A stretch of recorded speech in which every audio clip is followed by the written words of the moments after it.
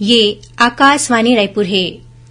छत्तीसगढ़ी समाचार बुलेटिन के संग किरण वर्मा के जय जोहार। अब आज के प्रमुख समाचार। एनडीए के राष्ट्रपति पद के उम्मीदवार द्रौपदी मुर्मू प्रधानमंत्री नरेंद्र मोदी, कई केंद्रीय मंत्री और भाजपा शासित राज्य के मुख्यमंत्री के उपस्थिति में नामांकन पत्र दाखिल करें। भारतीय वायुसेना अग्निपथ योजना के अंतर्गत अग्निवीर मन के पहली बैच के भर्ती आज ले पंजीकरण शुरू करिस और प्रदेश में कोरोना संक्रमण के मामला फेर बाढ़त है। स्वास्थ्य विभाग जम्मू जिला के अधिकारी मन ला सतर्क रहे के दिन निर्देश। अब समाचार विस्तार ले। राष्ट्रीय जनतांत्रिक गठबंधन एनडीए के राष्ट्रपति पद के उम्मीदवार द्रौपदी मुर्मू आज संसद भवन परिसर में नामांकन दाखिल करें। ओमन प्रधानमंत्री नरेंद्र मोदी, केंद्रीय मंत्री राजनाथ सिंह, अमित शाह, नितिन गडकरी, भाजपा अध्यक्ष जेपी नड्डा और भाजपा और एनडीए शासित राज्य मन के मुख्यमंत्री और एनडीए सहयोगी के नेता मन के उपस्थिति में पर्चा भरिन। श्रीमती मुर्मू नामांकन पत्र के 4 सेट दाखिल करें।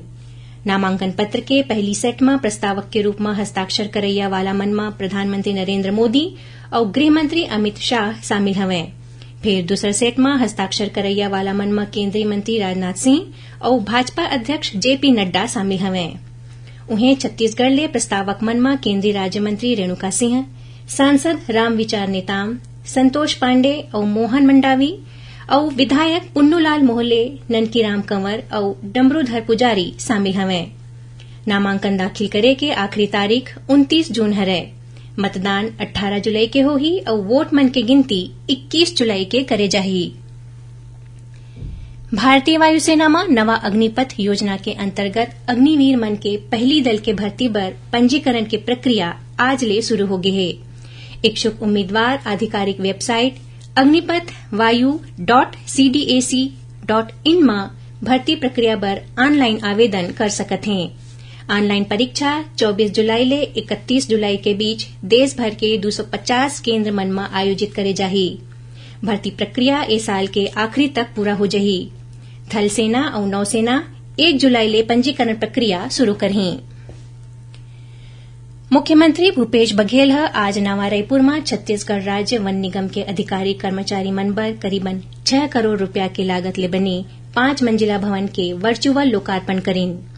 ए नवा बने भवन में 16 प्रकोष्ठ हैं। उन्हें चौथा मंजिल में ट्रांजिट हॉस्टल और कम्युनिटी हॉल बने हैं।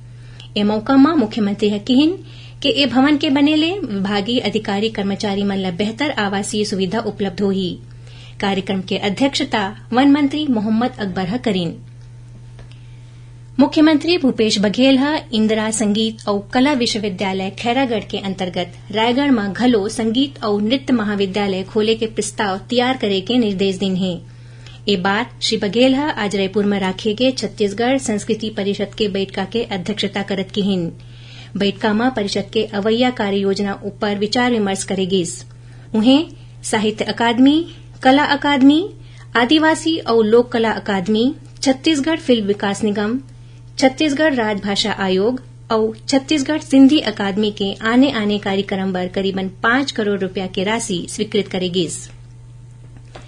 शिक्षक मन के प्रमोशन मामला के अगला सुनवाई 12 जुलाई के होही। छत्तीसगढ़ उच्च न्यायालय में आज मामला के सुनवाई शुरू हुई। आज कोर्ट ए संबंध में मामला के पूरा जानकारी लीन।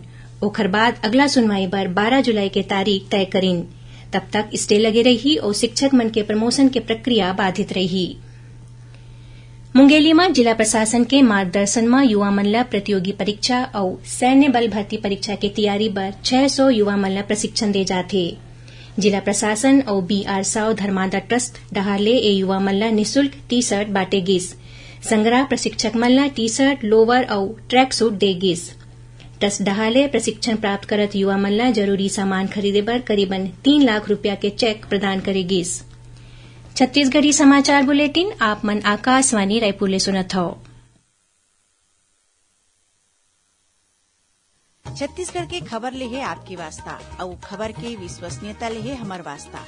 आकाशवाणी समाचार रायपुर के प्रादेशिक समाचार बुलेटिन के संगे संग हमार समसामयिक कार्यक्रम आप रेडियो के संग अपन मोबाइल में घलो सुन सकत हो। आकाशवाणी समाचार फेसबुक, ट्विटर और यूट्यूब में घलो हावय। हमार फेसबुक पेज हरे Chhattisgarh news on AIR, Twitter handle CGAIR news और हमार यूट्यूब चैनल हरे छत्तीसगढ़ AIR न्यूज। तो अब रेडियो के संगे संग आपके मोबाइल के माध्यम ले हम आप तक पहुंचत हन। छत्तीसगढ़ के हर खबर पर सुनत रहो आकाशवाणी समाचार। अब आगू बाढ़न बाँचे समाचार कोती। प्रदेश में कोरोना संक्रमण के मामला फेर बाढ़े लगे है। काली प्रदेश में 9,864 सैंपल मन के जांच में 114 मनखे मन संक्रमित पाए गिन। सबले ज्यादा 26 मरीज काली रायपुर जिला में मिलिस। उन्हें बलौदाबाजार जिला में 21, जशपुर में 19 और कोरिया जिला में 13 ठिन नवा मरीज आगे आईन। ए बेरा प्रदेश में कोरोना के 632 मरीज मन के इलाज आने आने अस्पताल और होम आइसोलेशन में चलत है। प्रदेश में काली कोरोना संक्रमण ले एक मनखे के मौत हो गए है। यही बीच कोरोना के बढ़त मामला ला देखत रायपुर नगर निगम सतर्क हो गए है। निगम हा कॉन्टेक्ट ट्रेसिंग, होम आइसोलेशन जैसे काम पर 12 सदस्य की टीम बनाए हैं। अपर आयुक्त अभिषेक अग्रवाल ला ए टीम के नोडल अधिकारी बनाए गए हैं। ये टीम कोरोना संक्रमित मनखे ला अस्पताल पहुंचाए, कोविड जांच और रिपोर्टिंग, होम आइसोलेशन में रहिया मरीज मन के ट्रैकिंग और कोविड केयर सेंटर में जरूरी समन्वय पर काम करही। दक्षिण पश्चिम मानसून के 6 जुलाई तक पूरा देश में पहुंचे की संभावना हवे। मौसम विभाग कहिन कि मानसून सामान्य रूप ले 8 जुलाई तक पूरा देश में पहुंचथे। इति छत्तीसगढ़ में काली आने आने जगह मन में हल्का ले मध्यम वर्षा होए के संगे संग गरज चमक के संग छींटा पड़े के संभावना हवे। मौसम विभाग के अनुसार एक चक्रवाती घेरा दक्षिण पूर्व उत्तर प्रदेश के ऊपर फैले है। उन्हें एक ठिन दूसरा चक्रीय चक्रवाती घेरा झारखंड ले विदर्भ तक बने हैं। एखर सेती प्रदेश में एक दू जगह मन में गरज चमक के संग गाज गिरे के और भारी वर्षा होए के संभावना है। आज भारतीय जनता पार्टी के पार्षद मन पार्टी के जिला अध्यक्ष श्रीचंद सुंदरानी और नगर निगम में नेता प्रतिपक्ष मीनल चौबे के अगुवाई में रायपुर नगर पालिका निगम कार्यालय के घेराव करीन। ए दौरान ओमन केंद्र ले स्मार्ट सिटी योजना के अलावा प्रधानमंत्री आवास योजना में भ्रष्टाचार और अमृत मिशन योजना में स्तरहीन काम के आरोप लगाइन। बिलासपुर कटनी मार्ग में अनूपपुर शहडोल के बीच चलत नॉन इंटरलॉकिंग काम के दौरान रेलवे के क्षेत्रीय प्रबंधक योगेंद्र सिंह भाटी ट्रेन के चपेट में आ गए, जेखर ले ओमन के मौत हो गए। ओमन दक्षिण पूर्व मध्य रेलवे के बिलासपुर डिवीजन अंतर्गत बैकुंठपुर में पदस्थ रहीन। मुख्यमंत्री भूपेश बघेल 2018 बैच के भारतीय रेलवे सेवा के अधिकारी श्री भाटी के अचानक निधन पर गहरा शोक व्यक्त करत ओमन ला श्रद्धांजलि दिन है। और अब थोरकुन समाचार सारमा। मुख्यमंत्री भूपेश बघेल आज अपन निवास कार्यालय में रानी दुर्गावती के बलिदान दिवस में ओमन के चित्र ऊपर फूलमाला चढ़ा के ओमन ला श्रद्धांजलि दिन।